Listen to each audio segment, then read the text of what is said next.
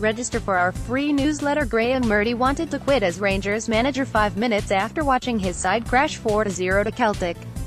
Appointed until the end of the season, with the possibility of staying on in the role, he found the stark contrast between his dreams and the reality of a wounding Hampden defeat just too hard to take. However, while doubtless aware the result has ensured he has no long-term future in the role, for the short term he decided instead to stand by the old Ally McCoist maxim, "We don't do walking away." Was there a moment I felt like chucking it? About 5 minutes after the game finishing, Murty admitted, "The way the game had gone was not what I foresaw. It was supposed to play out as a rip-roaring semi-final, and we were going to come out on top. You have to take the emotion out of it and not make a knee-jerk reaction. Candidly, jacking it in would have been the easy way out for me. I was asked to take the club forward to the end of the season. I will continue to do that until I am removed because I don't want to take the easy way out." And with Celtic to be faced in the league at Celtic Park next weekend, as well as the small matter of this afternoon's Ibrox clash with Hearts, Murty acknowledges that means the potential for more pain ahead. "This is not practically agonizing, it is agonizing," he said. Standing on the sideline going through that semi-final, followed by the week we've had and the fallout from it, this has been possibly the most difficult week I've had since I've come to the football club. Possibly the most difficult week I've had in football. I have had a lot of support. People have texted me to make sure I was alright, and said, as painful as it is now, I will learn from it and get better. Sometimes it doesn't feel like that. Sometimes it feels too raw. Sunday night, for example, wasn't a time to be on my own. It was a time to be surrounded by people who have your best interests at heart. My mum and my dad, my wife and my little girl, to be surrounded by family when you are being challenged.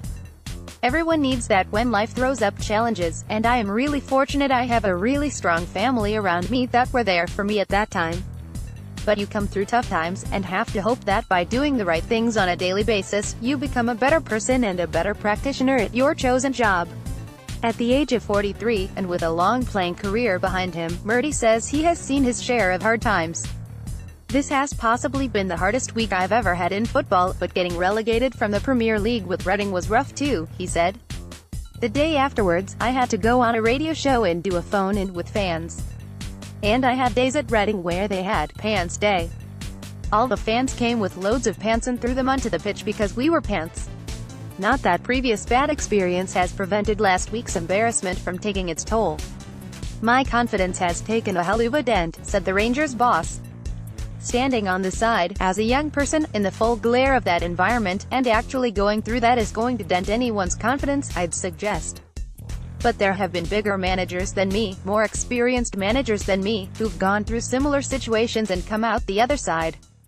So you've got to look at those guys and their examples, and learn that they've made improvement from these circumstances.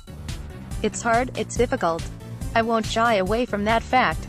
And for as long as he's in the role, Murty will demand respect, with the whole squad having been told that there must be no more outbursts from players on being taken off, as was the case with Andy Halliday and Daniel Candeias last Sunday.